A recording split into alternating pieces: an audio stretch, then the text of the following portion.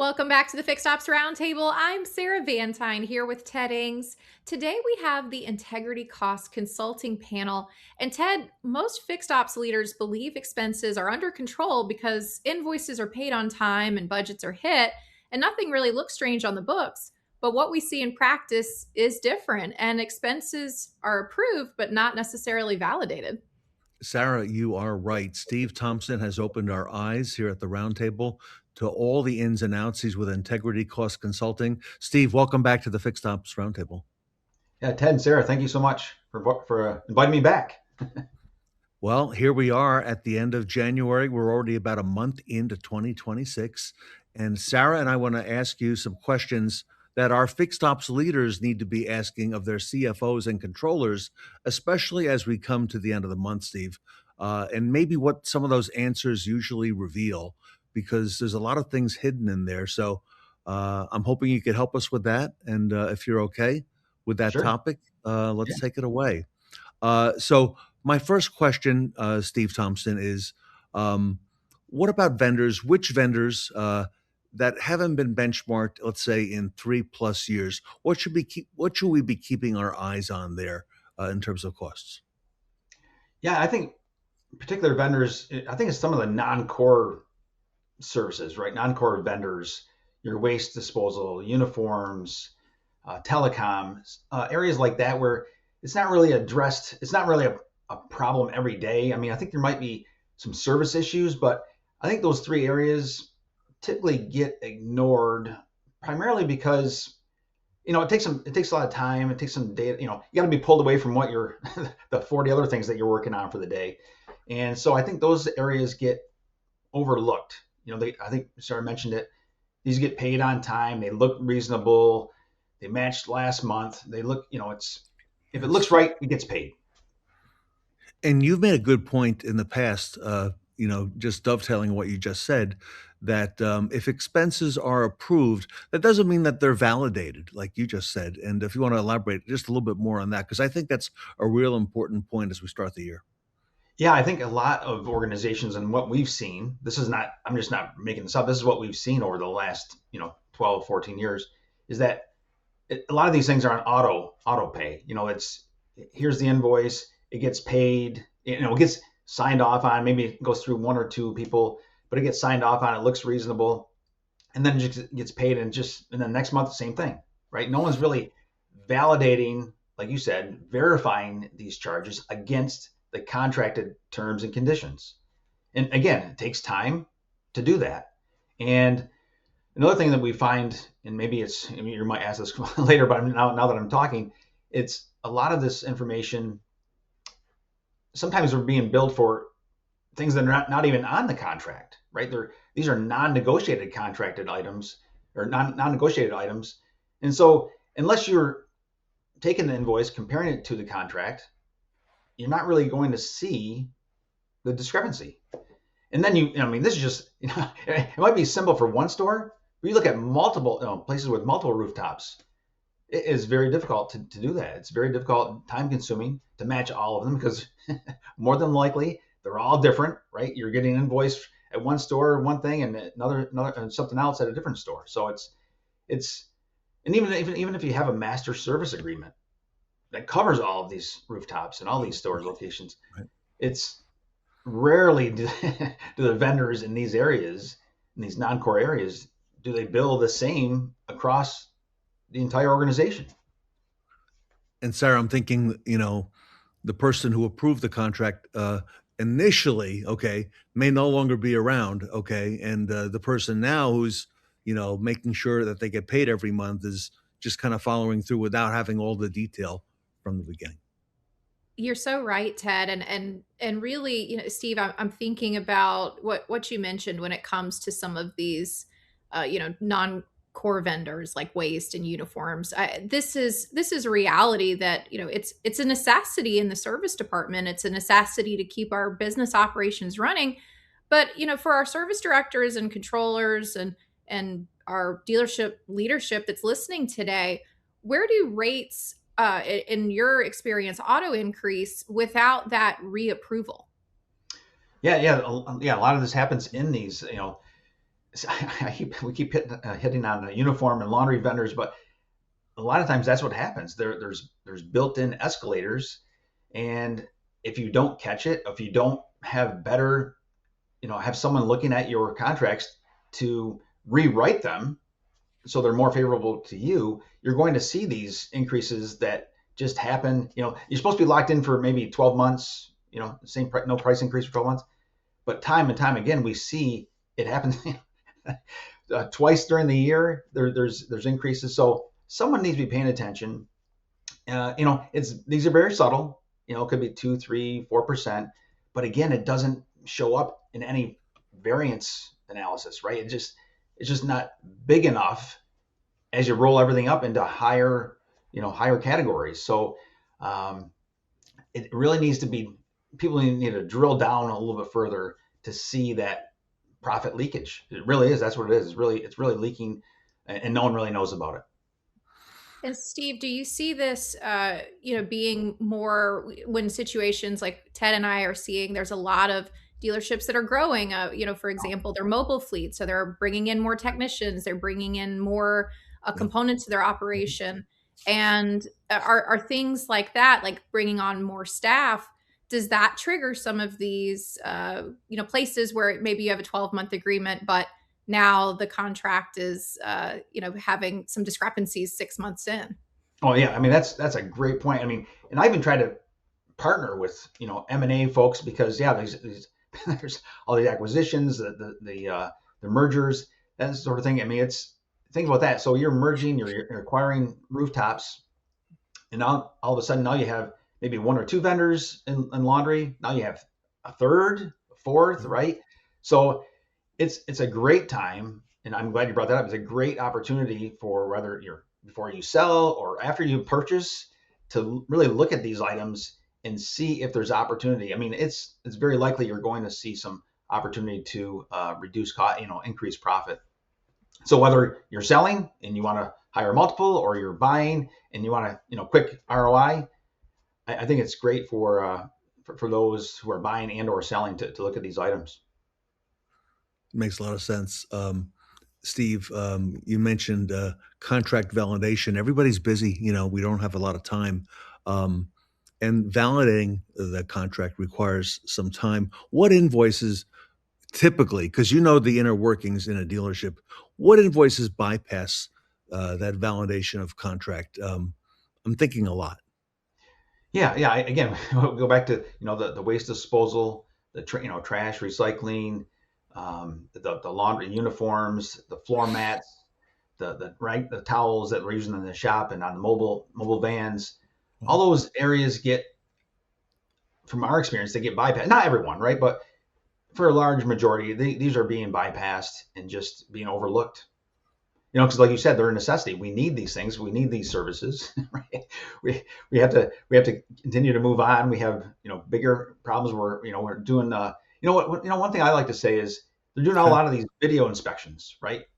It's like Integrity Consulting can almost do an inspection of your P&L, right? So I don't know. It's just something that I've been trying to relate to the automotive field so they can kind of understand what we're trying to do and how we're different and how we approach this cost verification. I don't think anyone's going to be interested in seeing a video like that, but that thing's cool, right? It's not very exciting. But Steve, I know controllers out there who would be thrilled to death to have this, because again, I mean, these expenses, they add up. It might be, a few $100s here, a few $100s there on a monthly invoice. But then you look at it on an annual, these annual agreements, and those dollars adds up. I mean, that could be the difference between another porter that you have in your service lane that's helping to greet your customers and improve the experience, or another, other innovations or marketing efforts that you could be doing with those dollars that you have set aside in your budget. So, in terms of fixed operations specifically, what percentage do you see of fixed ops expenses are passively approved? That's a tough question, only because I can't say all, I think for the areas of these non-core expenses, I think they're getting past, I think a lot of those are not getting analyzed, verified. I can't say all of them because obviously everyone's looking at, parts, they're looking at labor, Yes. um, right. They're buy, the cars that they're buying. So those things are being scrutinized, but some of these service-based expenses, like the waste, the telecom, the uniforms, they're not really being, I don't think, from our experience, they're not being analyzed, verified in the manner that they should. And going back to what you said, Sarah, yeah, a couple $100 here and there. What we found is, on average, a $25,000 to $50,000 savings or increased profit per rooftop per year. So again, is that a lot of money for somebody? I don't know. It depends, right? If you have 20, the more rooftops, the more, because it's going to be very similar problem across rooftops. And so, if you have 10 rooftops, 20, you can multiply that out, and really it becomes a very big number. And like And you said, Steve, this is not, like a intentional, let's say, a fraudulent thing that's happening. These are just inflated expenses, okay, that have moved along. No one's, following what the original agreement was, and some of those can spike, even not long after the agreement is signed. And right. someone's got to be aware of this. And let's face it, most fixed ops and service managers, the people watching this, people in retail, they get paid on the bottom line. They get paid on what those expenses are and holding those down. Oh yeah, yeah, definitely. Yeah, yeah. I don't believe this is all done. This is not done fraudulently. It's inherent. There's inherent problems with with these vendors in these areas because they've gotten so big. They've acquired, they've grown, and they don't have the systems in place. We had one vendor mention to us. He goes, "Do you know how hard it is to keep track of 2,700 clients?" Like, well, don't isn't this automated? Like your price increases? Like, no, we have to go do it manually. No. So, and that was just one southeast region of Florida. I mean, that's just 2,700 the clients there. So you magnify that across the country.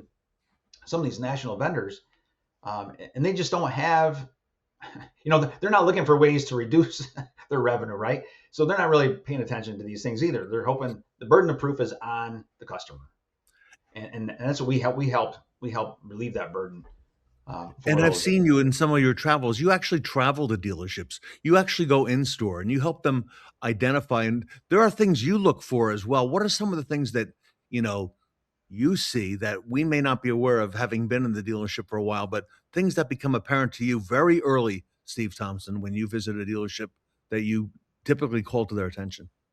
Yeah, I think these areas where we're looking at. And a lot of times we don't have to be on site. We can be. I mean, it's nice to meet face to face, but we don't have to. We can do most of our work, all of our work, really remotely. But these areas where you start talking about uniforms, and we've talked to other people before, Sean. People know that there's problems like service issues or they know something's going on. They just can't quantify Yeah. that or the problem in dollars. They just know there's a problem.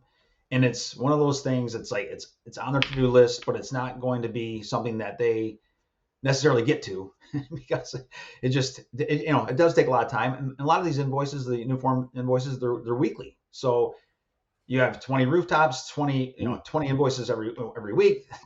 Over a wow. month, Okay. you have 80, right? 80 plus. It's like a snowball. It just keeps getting bigger and bigger and bigger. And one thing that what we've noticed is that many organizations are, whether it's dealer group or someone else, they think they have to wait until the end of the contract with their vendor to do anything. It's like, no, Okay. you can do something. You can do something now. I mean, obviously, you might not be able to switch from your current vendor, but you can get a better contract, and then have us or someone else like us, procure a new contract, benchmark your rates, and then monitor it going forward. So they don't have to worry about it. It's peace of mind to a automotive group. I really do. I think it is. It's I had one one rooftop. The general manager of one rooftop. She mentioned to me, this is small potatoes. It's like, well, yeah, but you have 23 rooftops. So yeah, it's for you it might be small potatoes, right? But for 20 times 23 really is not. Like Sarah mentioned, what else can you do with that money? There's got to be something else you can do with that money It's better than use it internally rather than just give it away. Right, and as Ted said, there's a lot of bonuses that are tied up in how much gross profit the dealership retains. So this is not only impacting your store and your employees, but it's impacting the revenue that long term your store is able to generate. Yeah, yeah. And then we've talked about this before. It's like it doesn't even cost them anything to work with us. Like we're gonna assume we assume all the risk. If we don't find anything, then you don't owe us anything. But if we find something, we'll share in it. We're not trying to disrupt operations or change vendors or take away someone's job. It's like we're just trying to complement what you already have in place, right? The controller, like you mentioned, Ted, controller, CFO, they don't have time for this. We can be their back office group for them, right? It's a group of Sure. experts. So yeah. Now, something you did recently that really got my attention is you created a calculator um, Yeah. where a dealer or a manager can go in, enter some of their numbers, and pull out what will come on the other side in terms of potential cost savings. Mhm. Tell us about that. And I know that dealers, of course, can reach out to you remotely. And will you be next week in Las Vegas at NADA showing dealers some of the savings that they can get as well? Oh, for sure. Yeah, yeah. Thanks for bringing that up again. So yeah, yeah, we created a profit calculator. I have a QR code. I'll have it at the NADA to, someone you can scan it and quickly in 60 seconds, assuming you know your numbers, you need four different numbers, annual spend in four different areas: the telecom, waste, laundry, and utilities. And even if you don't have the exact numbers, just put approximate numbers in there, and it will kick out, like you said, within 60 seconds. Just type it in.